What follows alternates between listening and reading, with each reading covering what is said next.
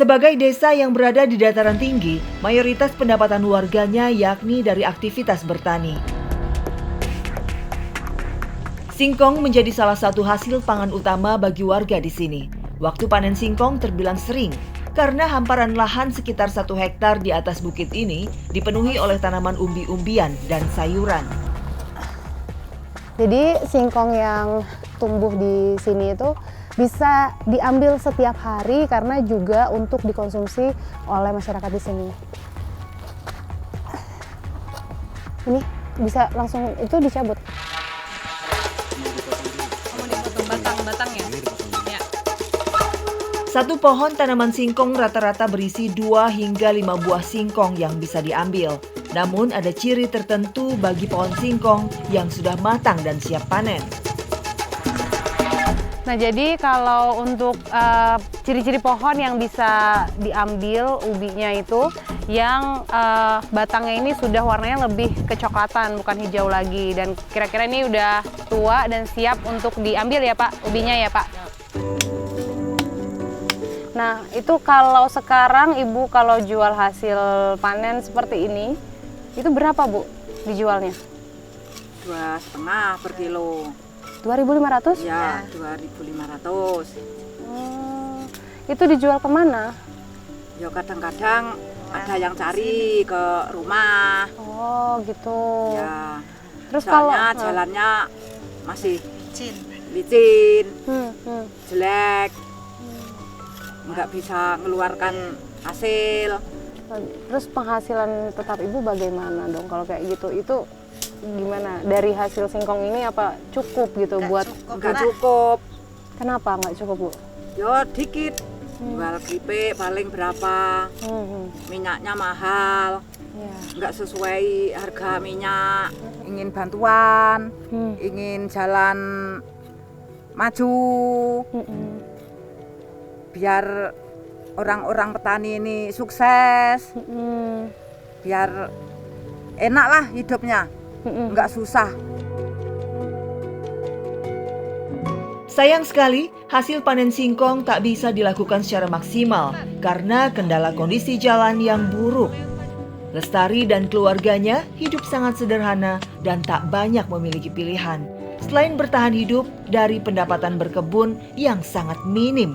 Sungguh ironi, harga di bawah Rp5.000 untuk 1 kilo hasil perkebunan masih sangat biasa terjadi di sini.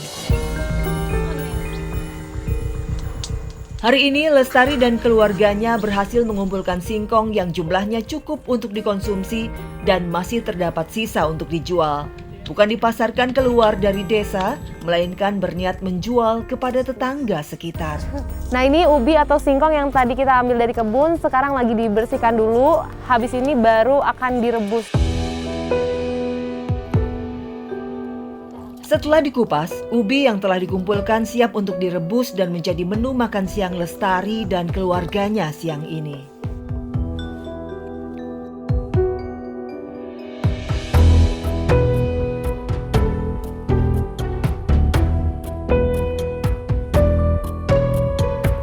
Ini singkong rebusnya udah jadi, dimakannya sederhana aja. Tadi juga nggak pakai bumbu macam-macam.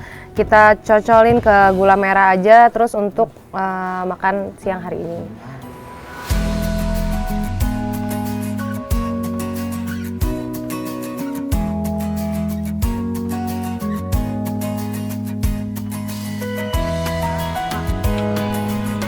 Tak disangka, ada warga yang datang menghampiri kami di rumah. Jadi saya kesini mau nukar ubi. Karena saya nggak punya uang, boleh nggak kalau kita sistem barter ditukar dengan minyak, Pak? Oh, boleh aja, Pak. Itu kan, ya udah. Pak Wardoyo menyambut kedatangan Pak Yudi dan menerima barter yang ditawarkan. Menurutnya, jika singkong ini dijual, hendak dibelikan kebutuhan utama seperti minyak goreng. Proses barter atau tukar barang kebutuhan utama biasa terjadi di sini, sebab warga tak ada pilihan lain dan tak punya ruang gerak banyak untuk menjual hasil perkebunan milik mereka.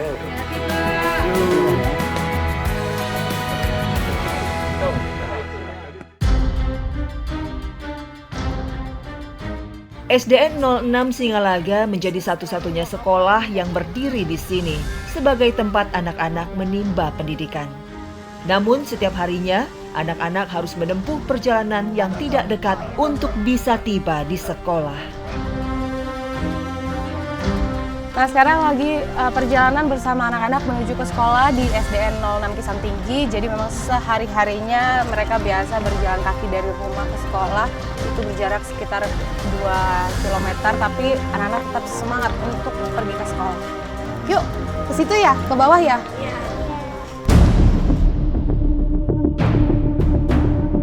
Kebanyakan anak-anak berangkat lebih awal agar tidak terlambat untuk tiba di sekolah.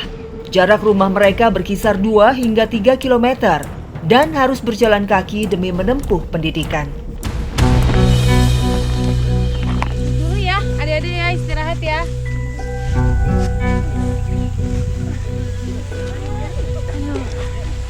Yang kamu tiap hari kayak gini? Iya, Sama teman-teman ke sekolah? iya.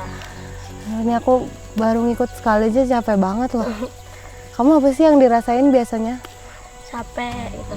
Dekat nggak sih sekolah dari rumah Adam? Enggak, jauh. Jauh. Terus gimana tuh kalau misalnya tiap hari kayak gitu? Kadang kan tuh kalau hujan jalannya becek nggak bisa datang gitu. Oh gitu. Tapi Pak Guru, Bu Guru di sekolah paham ya? Karena kondisinya seperti ini ya? Iya. Kalau Adam kepengennya apa sih? Pengen jalannya tuh ringkih, Bagus. bagus. Oke, ini kita duduk dulu sebentar, nanti kita lanjut perjalanan lagi ya. Udah mau sampai belum ini? Udah. Udah sebentar lagi ya? Oke.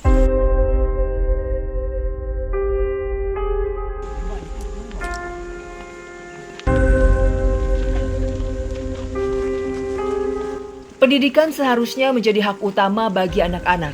Namun, kondisi memprihatinkan terjadi di Singalaga karena minim tenaga pendidikan, imbas dari buruknya fasilitas infrastruktur. Hal ini selaras seperti yang disampaikan Ilham, satu-satunya tenaga pendidik yang berasal dari luar desa Singalaga. Saya mengajar di SD Negeri 06 Kisam Tinggi ini dari tahun 2009 sampai sekarang. Yang membuat saya betah di sini mungkin karena saya kasihan ya dengan anak-anak dan masyarakat yang ada di desa Singalaga. Lalu nanti kita hitung berapa banyak siswa. Mereka sangat butuh dengan pendidikan, sedangkan akses menuju sekolah saja di sini masih lumayan sulit. Jadi mereka itu berangkat dari rumah, yang jarak rumahnya ke sekolahan itu sudah lumayan jauh, ditambah jalan yang rusak. Itu yang membuat saya merasa termotivasi. Harapan saya untuk pendidikan di sini, yang pertama masalah pendidiknya dulu. Pendidiknya kalau bisa itu adalah ya, yang mungkin dari luar masuk ke sini, terus diberikan semacam tempat atau hunian perumahan yang layak biar mereka nyaman, karena di sini sinyal tidak ada, akses jalan rusak. Jadi itu yang membuat mereka agak enggan ya untuk mengajar di sini.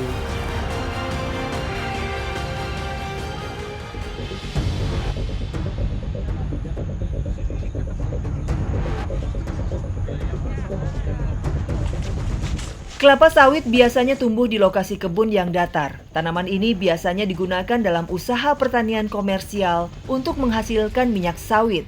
Uniknya, di desa Singalaga yang merupakan dataran tinggi, terdapat hamparan kebun kelapa sawit yang subur. Saat tiba di kebun, aktivitas panen biasa dimulai dengan membersihkan pohon kelapa sawit terlebih dahulu.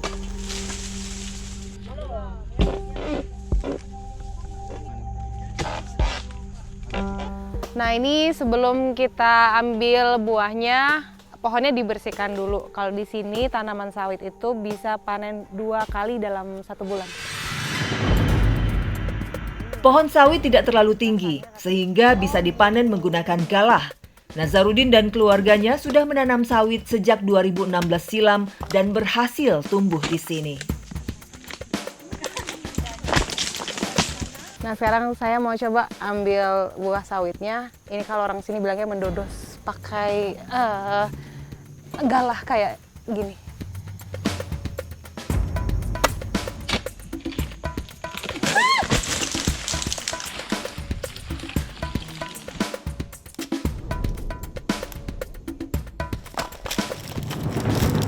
Tugas ibu-ibu saat di kebun biasanya mengambil buah sawit yang sudah berjatuhan ke tanah. Meski sudah tak utuh menjadi satu janjang, satuan buah sawit yang dikumpulkan tetap bisa dimanfaatkan untuk dijual.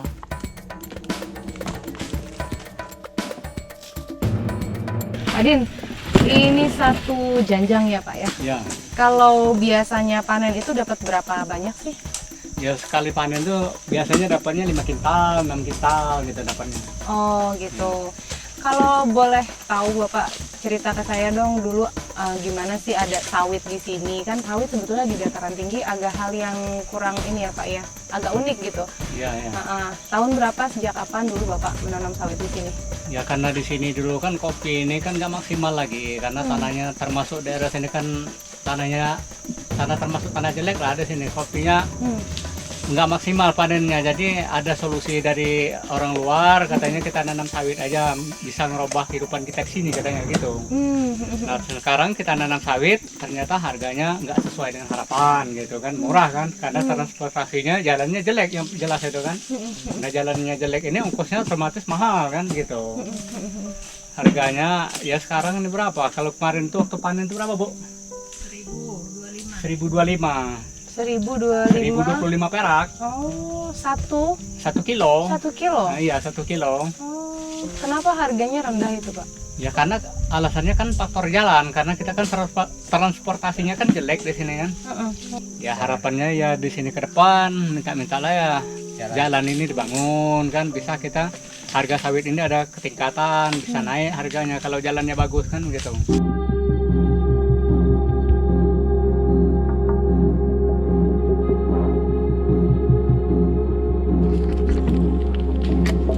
Sungguh ironi, harga sawit yang sebenarnya memiliki nilai jual tinggi. Dahulu harga sawit per kilo Rp5.000, sekarang tak berlaku di sini.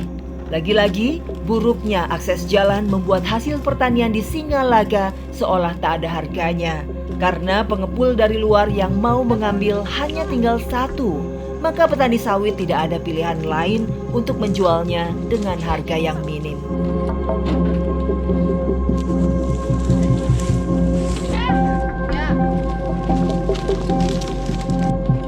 Usai dipanen, Nazarudin dan keluarganya biasa meninggalkan sawit di pinggir jalan begitu saja.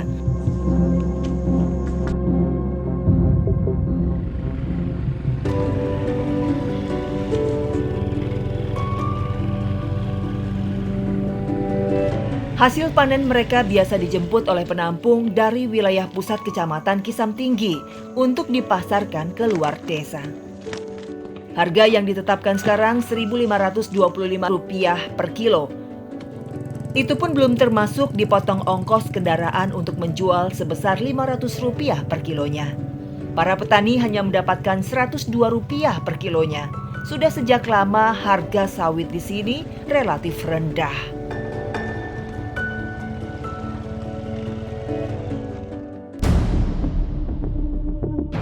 Ya mau ngomong minta bantuan lah.